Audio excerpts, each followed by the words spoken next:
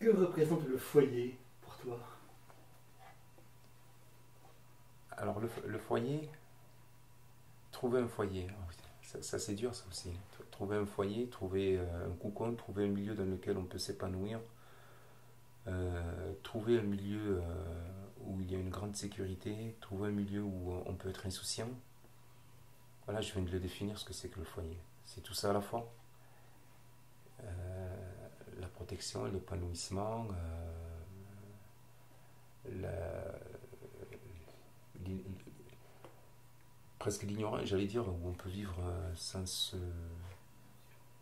Voilà, je pense que là, je pense que ça peut être ça. Et le foyer. Le foyer, c'est un lieu où on peut se réchauffer aussi, où on peut se réchauffer physiquement, on peut se réchauffer émotionnellement, on peut se réchauffer, on peut trouver de la chaleur, on peut trouver, voilà. Ça, c'est un foyer. C'est un cocon. Et c'est très important d'avoir un foyer parce que ça permet après de s'épanouir. En fait, le foyer est un lieu où on peut se reposer. Et voilà. Après, les foyers, c'est nous qui nous le forgeons. Après, je vais me dire, après, je sais pas si c'est l'expérience qui me le fait dire, mais le foyer, on peut se le forger aussi. Par exemple, le foyer, on a tendance à dire, que c'est une maison avec sa famille, son cocon, et puis voilà. Non, le foyer, ça peut être aussi un milieu dans lequel nous avons vécu lorsque nous étions petits, et un milieu dans lequel où on peut se régénérer, un milieu dans lequel où on peut retrouver la confiance, où on peut retrouver un départ, où on peut retrouver. Ça, c'est un bon foyer aussi. Par exemple, la nature. Ou autrement, la pêche, où je me suis énormément épanoui. Mais tout ça, c'est lié à la nature. Pour toi, qu'est-ce que devenir père? Alors, devenir père,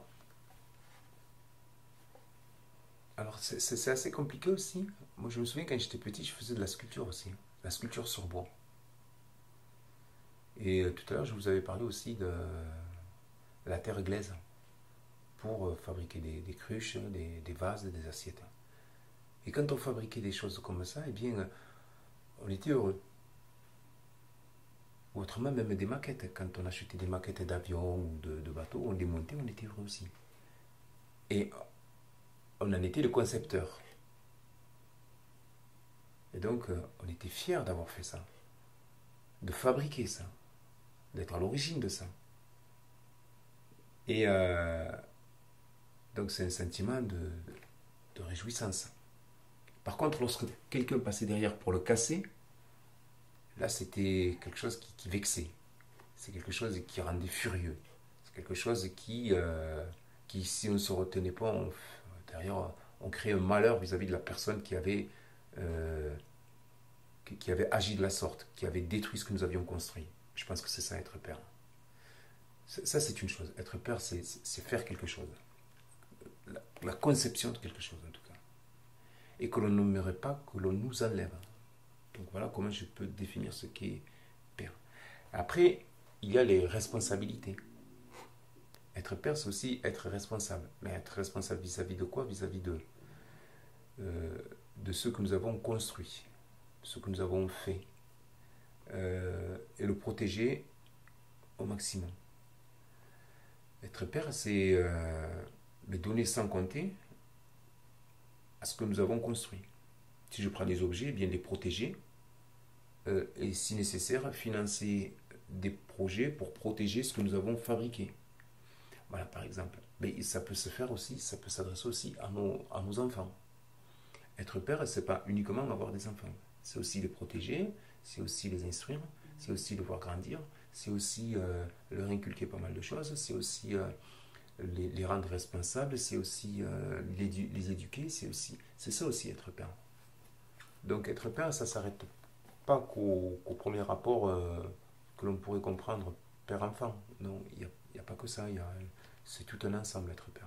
Vous voyez, j'ai fait exprès de prendre la définition quand j'étais petit, voilà ce que j'avais construit, pour après terminer ce que j'ai fait aujourd'hui. Et je suis le père de 4 filles, et voilà ce que peut être aussi être père. Et qu'est-ce que tu souhaiterais que tes enfants retiennent de toi? Ce que retiennent mes enfants de moi, Qu'est-ce que tu aimerais qu'ils retiennent de toi? je sais pas, je leur ai pas posé la question. Je leur ai jamais posé la question. Et d'ailleurs, je pense pas que je leur poserai un jour la question. Par contre, ils savent ce que j'attends d'eux, qu'ils réussissent et que je ferai tout pour qu'ils réussissent et et que la voie qu'ils prendront pour réussir me satisfera et que je ferai tout pour qu'ils réussissent dans la voie qu'ils auront choisie.